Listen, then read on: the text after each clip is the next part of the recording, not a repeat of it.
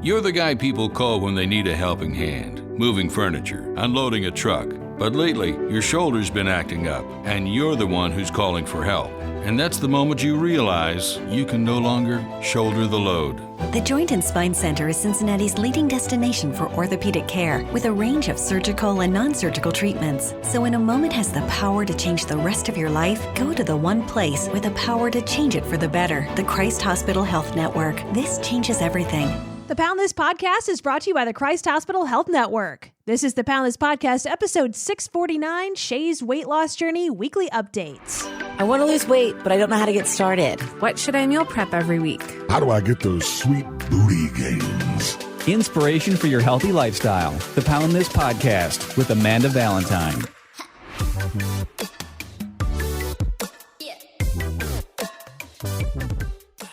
Thank you so much for listening to the Pound This Podcast. I'm Amanda Valentine, and look who's here. It's Shay. Oh my gosh. Hello. How you doing, girl? You know I'm doing all right. That's good. How are you? I'm good. I like that you're wearing your Pilates shirt. I'm excited that my schedule finally aligned that we can do Pilates again tomorrow. Get our legs up in those straps together. Yes. I love when we can do that together. It's amazing. I know. So it's, because my schedule has been so whacked. It's hard. It's been hard for me in general to figure out my own workout schedule. And that's been frustrating for me because before, me working at the gym and everything else, like specifically when I had like my radio job and everything was pretty consistent, like I would go to the gym every single day at 7 a.m. and I knew my time. And now it's like flipped over and wonky all over the place. So sometimes I work out in the morning, sometimes I'm in the afternoon, sometimes it's at home, sometimes it's at the Y, sometimes it's at 360, sometimes it's at Pilates. Oh my God. Which doesn't sound as crazy it is because it's not like that every single day, but it's like, okay, cool. I can go do the Pilates class with Shannon, Shay, and we can make jokes while we're got our legs in the air. It's awesome. We can make people uncomfortable. Yeah, I don't feel like we do. I mean, it's a small class anyway. That's 4 people. I don't think that we make people uncomfortable. But I really think they're amused by us. I'm excited for it though. So, yay! Heck yeah! And then I know you're going to go to the 360 this morning and work out with Josh. How's everything going is the past week, you fitness-wise with Pilates and the gym, going for walks, etc.? Yeah, it's been good. The weather I've been loving. I went for a hike with my little sister on Sunday. And then I'm definitely going to go out for a walk today. Yesterday at work, I had a 30-minute break. So I walked to Starbucks. Nice. It's just like, even when I'm at work, it's easier for me. Like I feel more motivated to, like, if I have a break, go for a walk. So it just makes it a lot easier for me to like stay moving. I mean, I move all day at work anyway, but it's nice to be able to like want to go out and go for a walk on my break. Yeah. So. Yeah. The weather makes such a freaking difference. Cause I went out Sunday too, cause it was the bomb here in Cincinnati. Mm-hmm. And so many people out riding bikes, running, playing in the park. And I'm like, it feels like life again, because this time last year, when we're all like quarantined, like people were out, but you weren't, and it was a weird vibe. And then this year, it just feels so much more like everybody is just like, can we just go outside and enjoy ourselves? And we need it. Yeah, it's awful because every time that like we have the season change, I'm like, is this happiness that I'm experiencing? Yeah, right. Not the seasonal depression. All winter, I'm like, oh, I must just be this is just who I am. I'm just depressed and kind of mean. And then the sun comes out and I'm like, oh my God, I'm happy and I'm a nice person. I love this. This is who I am. Well, and also it makes such a big difference, even though I have a subtle change of just like being tan. I use some self-tanner. And I'm like, just even the different, and this is the first time I used the foam instead of like the water or whatever. Last year I used the water and it was really streaky because I don't know what the hell I'm doing. And this like used the mitt or whatever in the foam. I use like Saint Tropez or whatever it is. And I'm like, damn, I just feel better. Like, I don't know why. I'm like, I can, like, at the gym yesterday, I'm like, I can actually like see my muscles in my arm working. And I'm like, oh, I'm not as fat as I think I am. I can see my muscles. And I'm like, thank you, tan. Oh, shit. Like, I don't know what it is about being tan, but it just like makes you feel so much, at least me. And then I was tempted because I'm like, ooh, it sounds kind of nice to go to a tanning bed because that sounds like all nice and warm. And I'm like, but I don't want cancer. So nice, toasty, warm, and tan for like a year, or cancer. So that's why I got the whatever And stuff. you smell baked after the tanning bed too. Have you ever smelled someone after they got out of the tanning bed? Yeah, but I don't mind that. Where it's just that kind of like out of the pool smell with all the lotion and stuff like that. I think it smells like you got out of the oven. Really? I guess I don't really hang out with people that tan. I don't really hang out with like anybody.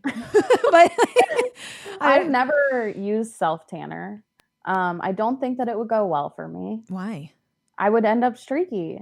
No, this stuff like, because when I did the water, I got like this tanning water because of course I saw it on TikTok last summer, and it was at Target, and so I got it, and I was super streaky, and then I put it on Instagram, and everybody's like, try the Saint Tropez or whatever it is, the foam instead, because then like the water is clear, so you can't see where it's going, which is why it was streaky as hell.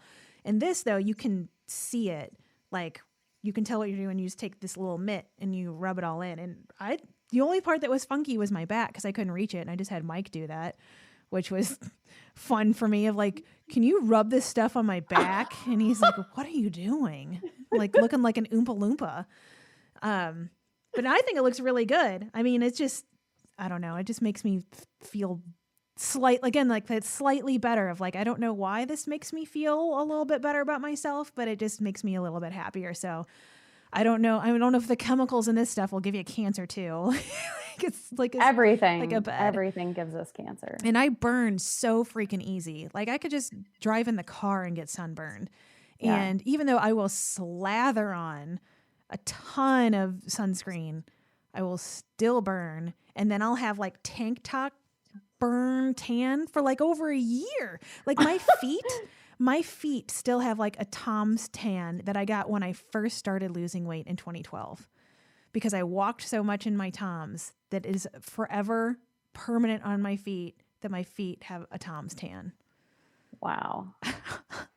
Dude, last year at this time, because I was like unemployed, I was walking like 5 miles a day because what else was I going to do?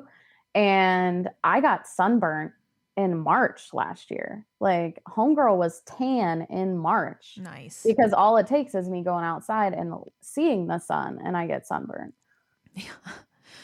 Yeah. That's where I also, because I've, just being out, like running and walking so much outside, I have like freckles and stuff like all over my shoulders from the sun. And so I'm like, are any of these cancer? I went to a dermatologist like 2 years ago, and they said I was fine though. But I'm like, this seems like something I should do, of like, I have new moles and freckles when I come out of the sun. That seems like that's probably not good news, but apparently I'm okay. Which I don't know if you've ever been to a dermatologist where they check you all over for moles. It's real fun. I went to a dermatologist one time because I had a rash that wouldn't go away, but she did not check my whole body for moles. So I don't have any moles. Nice. It was funny though. It is about moles, but I have this male client who he has a mole like on the side of his head. So I always have to be careful that I obviously don't like clipper over it. So the last time I cut his hair, I was like, where the hell is your mole? Like, where'd it go? I can't find it. And he was like, oh, I got it removed. Oh, nice. But I straight up was like digging through his hair. Like, where the hell did this man's mole go? Like, you couldn't tell me that? That seems like that wouldn't be very pleasant to have a mole removed from your head. I mean, you couldn't even see. Like, there wasn't a mark or anything. It was crazy. Yeah, I know that so many people that I know have had moles removed from their face, like nothing crazy, but just like, or there was like precancerous, or it was like worrisome, so you get it like burned out of your face, and that seems like also not pleasant. But I mean, it's better than having skin cancer, obviously, but That's why it's just like, it's such a, I don't want to say dangerous game, but it's such an interesting balance because before I started losing weight, at least this round, like I never went outside. Like as a kid, I went out, like my very first job, I like chalked ball fields and I hated that job. I hated it so much. And I was out in the sun then. But outside of that, I would just spend all day in my bedroom watching MTV next to the air conditioning vent. And so I never went outside. And so once I started losing weight, because I started walking a ton, I was outside all the time.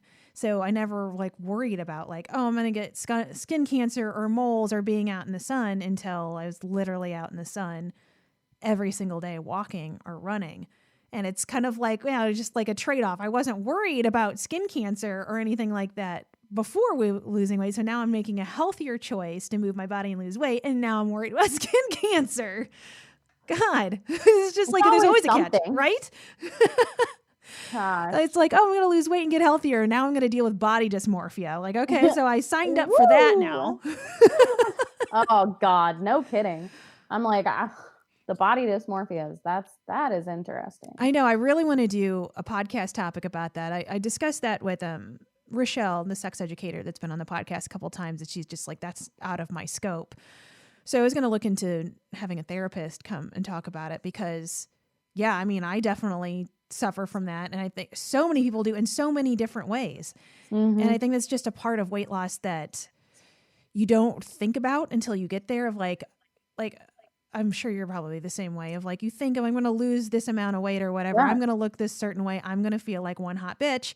I'm a rock star. I'm unstoppable. And then you get there and you're just kind of like, you see yourself the same. Even though it's been almost a decade since I've lost the majority of my weight, I still think that I'm worried I won't be able to fit in airplane aisles or I won't be able to fit into a booth. And it's like forever in your head. It's like you can never see yourself for what you look like in the moment. You just have this idea in your head of who you are, what you think you look like. I don't know how you get that to stop. I don't either. And I'm not convinced that any amount of therapy helps. Do you talk to your therapist about that at all? Yeah, dude, because it's really frustrating. Like, I never would have guessed that I could lose 90 pounds and still see myself the way that I looked before. But I really don't see what I look like at all. Like, I have a really hard time buying clothes. Like, I will like buy clothes. If I buy them online, I'm like, oh, there's no way this is ever going to fit me. And it does. It's generally too big. And then if I like pick clothes out at the store generally and don't try them on, they're too big because I think I'm larger than I am. And then the same thing you said, where like you worry about like whether you're going to fit in a booth or every time I sit in a booth, I'm like relieved that it like I have tons of space. Yeah. So it's just like, you're not even aware of, you know, what you look like or how large you are. Well, not only that, but I feel like it's part of it is too that you have so in your head, or at least this is for me, so in my head that I wouldn't do certain activities or go to certain things or dress certain ways because I would be so afraid of the judgment of other people being like, look at this fat chick thinking she's somebody. Mm-hmm. Not that anybody ever said that to me. That's all rolling around in my dome.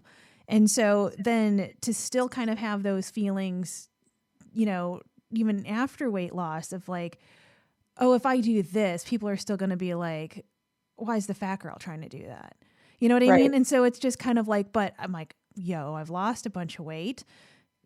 But it's like, it still like doesn't compute somehow. And some things are, I'll get past and it's completely fine. It's weird. It's like this total gamble of some things I feel comfortable doing and that doesn't come into my head, and other things I'm super hung up on, or I'm super hung up on.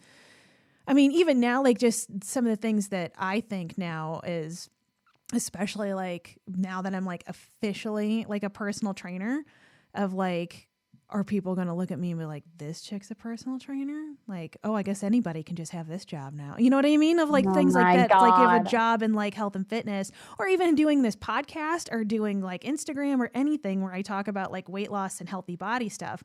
It really gets in my head of like, do people hear me, or you're listening to this podcast, but then you see me and you're just kind of like, Yeah, not what I thought. Especially, I think that a lot of it comes up from being on the radio for like my entire life of like when people especially before social media, and then meet you and be like, oh, you're not what I thought you're going to look like. So I think a lot of that's some trauma from that, especially being the big girl on the radio and people just hearing your voice and imagining you to some whatever spank bank fantasy they think you are from hearing your voice. And then they meet you and then they're like, oh, well, you didn't meet this fantasy I had in my head when I was listening to you. So woof. So, I think that's part of my damage too, and just getting into my own head too much. And that's where I'm like, I even have a note right here that says, I wrote to remind myself when I get into these spin outs, it just matters what you think of not like, who cares what other people think about my body or what I'm doing with my body or what my body represents to them or my job or profession.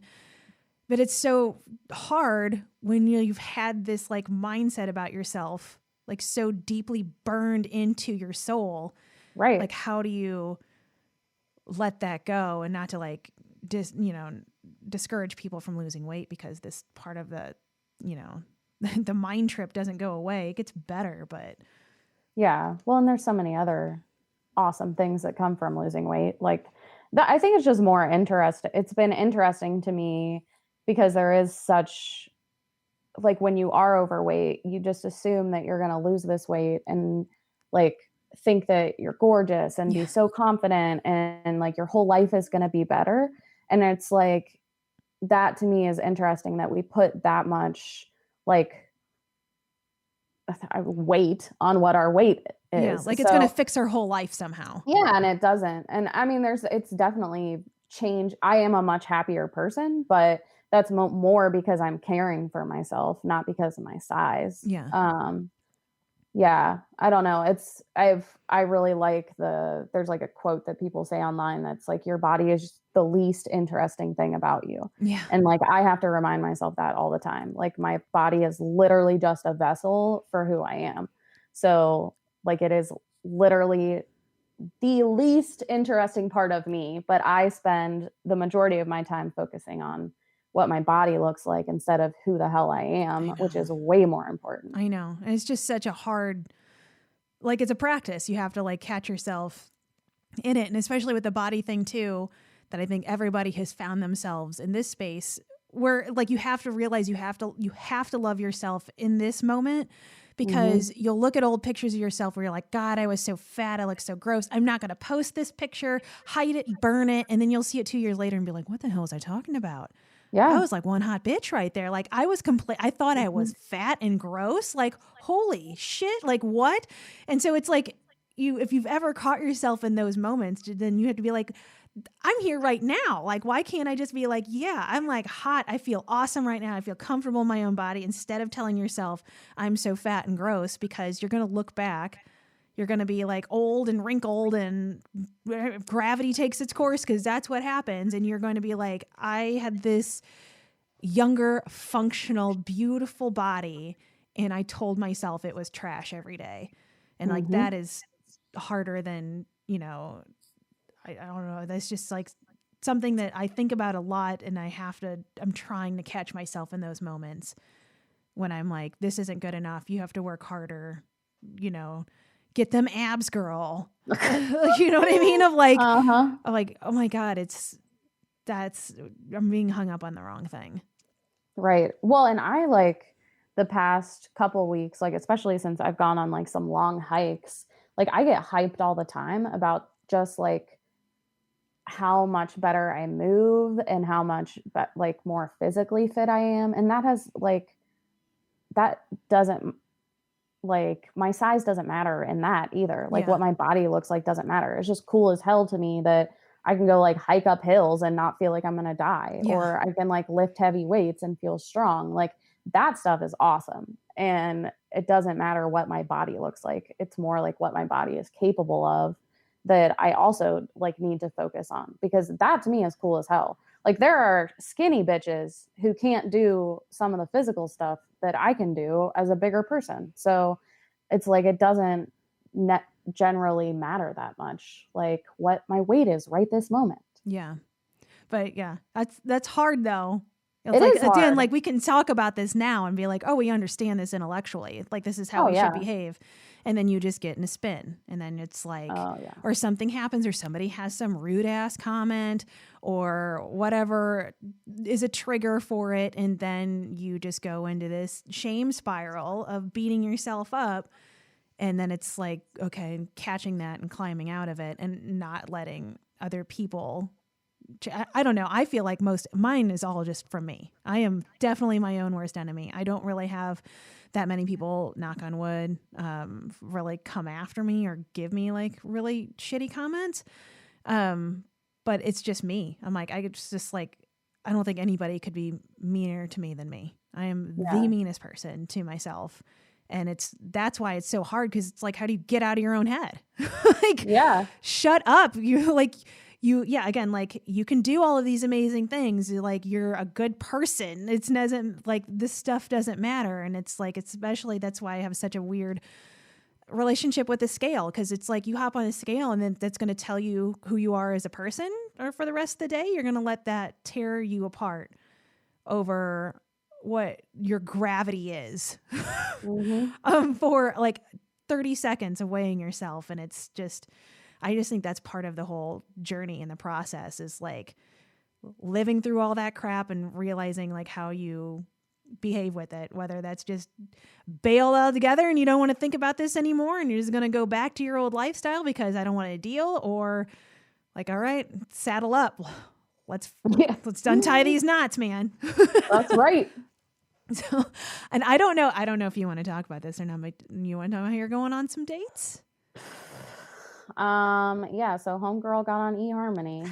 So I was like, well, I guess if I pay for this, then people are going to be a little more serious. Quality dudes. What? I said have more quality dudes than if you were like on Hinge. That was my hope. Okay, so since through scrolling through eHarmony, would you say it's different than like Bumble, Hinge, Tinder? So to be totally honest, no. The only thing that I find a little different is there's definitely less people on it. So it's a little less overwhelming. But I don't know if that's also like cutting down on like, men that I could meet. But I think I've had so many experiences with online dating where it's so much like just guys wanting to hook up, and that's what I was avoiding. So I'm like, people aren't going to pay money to like just meet chicks to hook up. So so it's just always very interesting. It took me like literally I haven't tried to meet anybody for like 4 years now. So I've like gone on dates and dated people for like short periods of time, but I'm just now to a point where I'm like, all right, I love myself enough at this point that I know I'm not going to put up with shit that I shouldn't. And I know what I'm worth. So, and I'm so happy by myself. I'm not just going to like jump into something. I don't feel like I need something.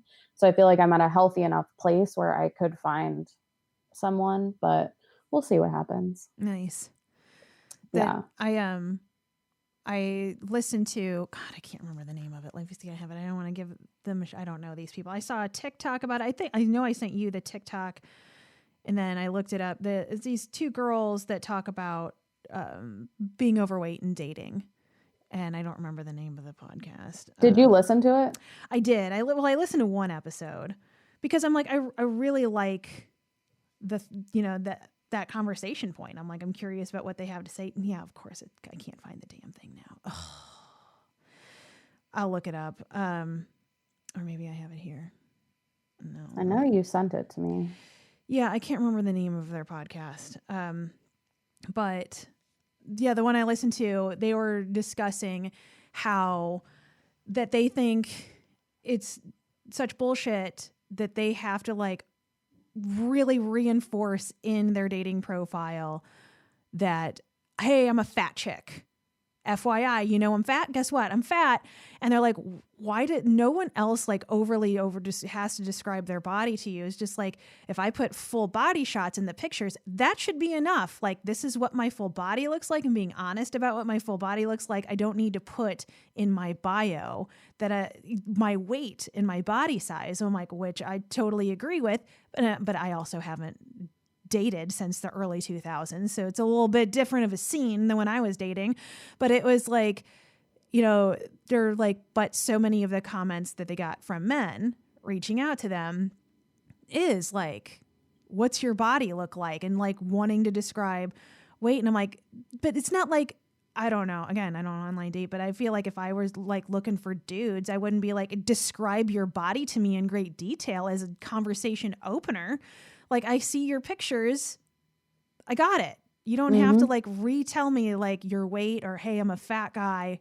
Hey, I'm a super short guy or whatever of like, yeah, it just seems like it's one thing to get catfished and lie about it, but it's another thing that I don't know. It's just kind of, I mean, I totally get it. I totally get it. But I just hate that that's what you have to, like, you're a fear of being, I can't think of the right word, of like disqualified or not interested in you because of your size, but then being questioned about it. I don't know. That's just, it's so gross. I don't like it.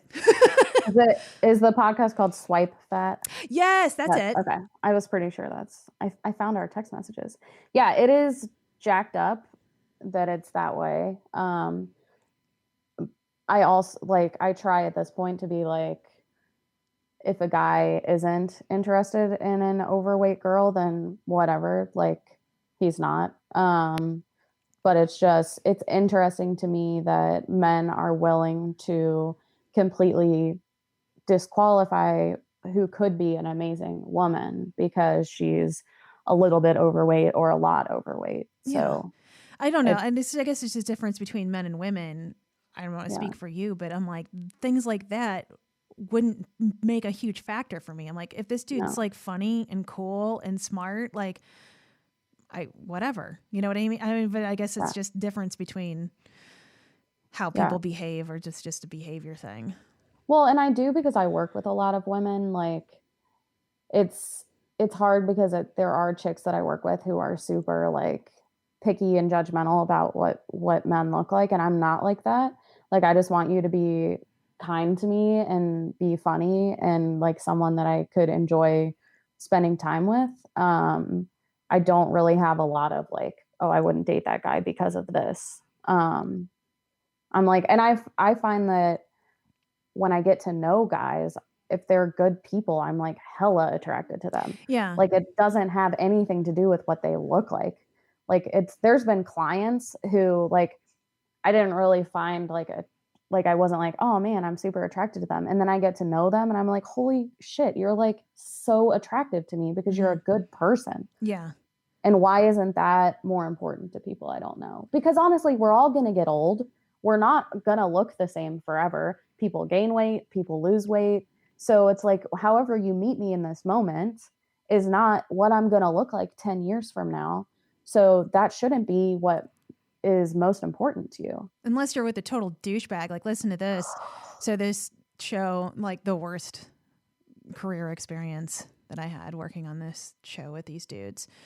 So one of them, they had, when I was there, is their second baby, and I never met his wife, but him and the other dude on the show are having a conversation. Well, I was included in this conversation that they were talking about her, and he's like, yeah, the good thing is like, she's just like right back on the treadmill running again, that, you know, she's going to snap right back into that weight. And the other guy's like, good for her. Yeah, she needs to do that. Of just like, oh, don't you get fat from having 2 babies. Get your ass on the treadmill because you got to look hot for me. And I'm like, oh, I hate you so much. I hate you like, for so many reasons. That's just one. Literally, she just had your children, grew your children, pushed them out. Yeah. And you're concerned about whether or not she's going to and they were just look like she did before. They're both just like, high-fiving each other of like, man, you got a good one that really cares about staying skinny. Like, that's like the total vibe is just like, yeah, man, you snagged a good wife there. And then people have asked me forever, like, why I don't date. That is why. Yeah. Like, the majority of the men I meet are horrible. I'm like, it sounds awful to say, like, but I'm like, I feel like the good ones are unicorns. I'm like, I know they exist, but where? I think it's probably Where true of are they? everybody. I mean, that's probably true of women too. You know what I Oh mean? yeah, dude. I mean, I know some chicks. I'm like, wow, what? Like someone's dating you, and it's only because they're hot. Oh, I'm see, like I would. so confused by that. I'm like, you're hot, but damn, you're an asshole. I am glad that has never, at least in my experience, in my own mind, no one has ever. I mean, also I haven't dated in 17 years. Lucky. So old that it's like no one ever dated me because I was like so hot. People dated me because I was a funny chick. I was a funny chick and like, yeah, let's go drinking. Let's go ride some four-wheelers or do whatever. And like, you know, definitely based off of personality, in my opinion, not saying that these people weren't attracted to me in some sort of way, but it wasn't like that was the only characteristic that they were chasing after. And I'm glad that I had that experience. And like, if I were to date now, I'm not sure where my headspace would be because I'd be like, well, you know, and I think it's just so different whenever you lose a large amount of weight or your identity growing up. Like that's just who I always was. And so it was, and then my self-esteem was so low with dating and all that stuff too, that I did attract my fair amount of douchebags. But it's, you know, now it'd just be like, oh, well, what do you think about my body? Like, and is this a factor into why you like me? Other than before, I'm like, you like me because I'm a cool, fun chick. And now would it be like, oh, how much does my body play a factor in a or could it be a negative way? I don't know. I've just never had to deal with that before. I'm not sure how I would handle that. It would be strange. Yeah, it's interesting because again, it's like the body dysmorphia stuff. I don't feel any more confident confident about my body dating now than I did before I lost weight. Like that hasn't made me any more confident because I still feel like I'm still an overweight girl.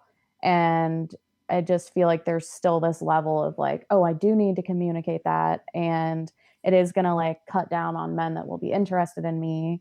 Well, then like screw those dudes though. You don't want those guys. No, I don't. But it still is like thoughts that go through your head where, you know, and it doesn't like, even though it's like, screw those guys, it still doesn't feel good to be like, wow, like I was telling a friend yesterday, I'm like, my body is more important to people than who I am. And that's messed up. Like, I don't want it to be that way, but it feels like that when you're dating, that like what my body looks like is more important to you than who the hell I am, which is sad. Yeah, it's really sad.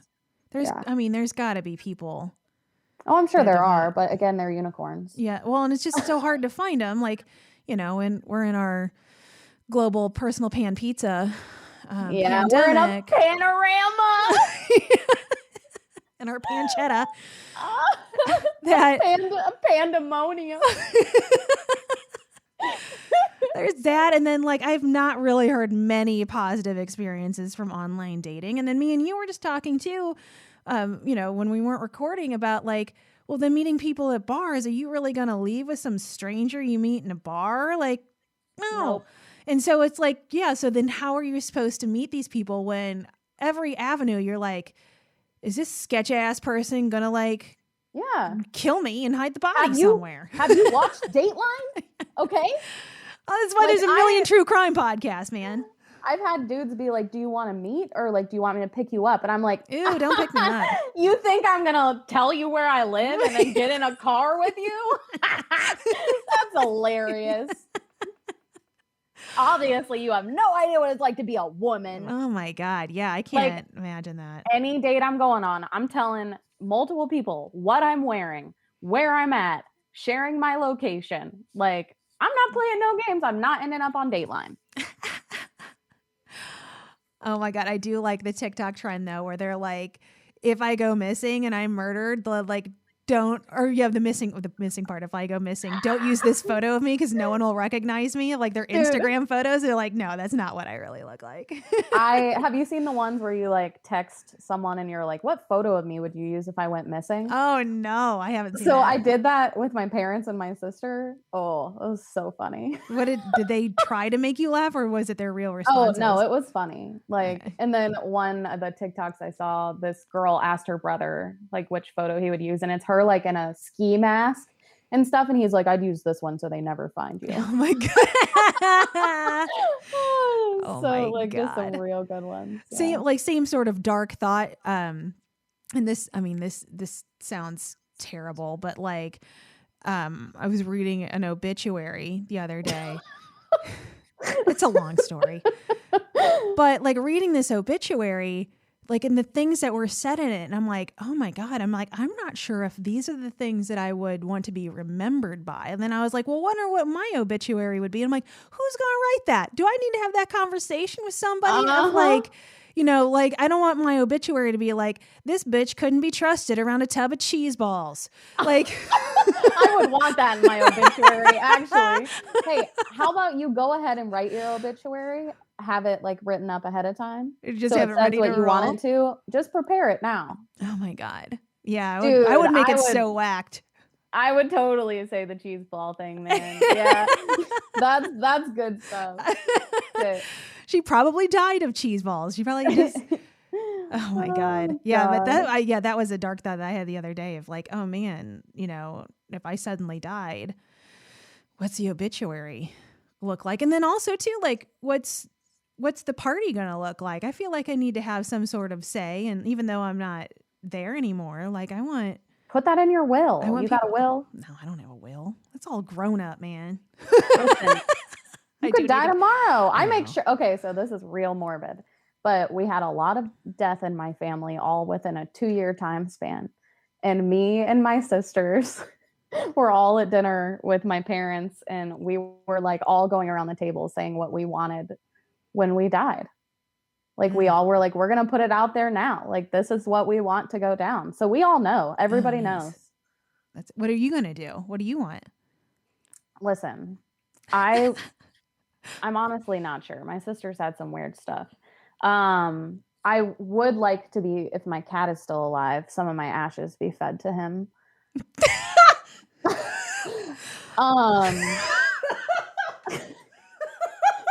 You're laughing, but no, I totally get it. I 100% get it. Yeah, but I love that you want him to eat you of all things. And then like I want to be inside you. If he dies first, I'm gonna eat some of his ashes. Like it's a whole thing I've talked about. And then I kind of like the idea of like when they plant you with a tree. Oh yeah, I do like that. I think those are cool. You can also have your ashes like somebody can get a tattoo. Like that's pretty cool, dude. Yeah, my freaking dad wants his ashes put in necklaces for all of us. Ew. And I was like, that's traumatic. Because if I lose that necklace, I'm gonna be like, I lost my dead dad. Oh God, yeah. Yeah, I don't know if I would be comfortable. I mean, it's a nice gesture, I get it, but yeah, again, the same thing if I lost it or I took it off to get in a pool or something like that. And I'm like, I would never recover. Yeah, that would be horrifying. Yeah, I don't want to deal with that. So yeah, the cat thing is big, and then probably buried with a tree. I don't want to be put in a cemetery for the rest of my life. I don't either. And I don't want to be burned. Like, well, yeah, I do want to be burned, but so that you can bury my ashes with a tree. Okay. You don't want. And then you and I talked about then they can burn all the fat off of us. It'll be sizzling in there. Yeah. Like a big old ribeye. I'll be skinny now. Finally at my goal weight. Yeah. I can fit inside a canister. My goal weight, I read 6 ounces. Oh. I weighed more than that when I was born. What a fat bitch baby I was. Oh my God. I was skinny thick as a child. Yeah. Wow. I don't know why anyone listens to us. It's really embarrassing, honestly. Anytime people are like, wow, I love when Shay's on the podcast. I'm like, why? Well, because now we know that you want your cat to eat your dead body. forever. Oh, dude, you don't have to worry about getting ashes. If you just die in your apartment and you're there for a couple He'll eat days, he'll me. start eating you anyway. Yeah, dude. And that's fine. Whatever he has to do to live. I mean, his automated feeder will go off for a while, but... Oh, my God. On that note, I know you need to get to the gym, so... I do. Glad I could make you laugh. Yeah, well, I'll actually see you at the gym, and we can discuss your ashes further. All right, goodbye. Bye. AmandaValentineBites.com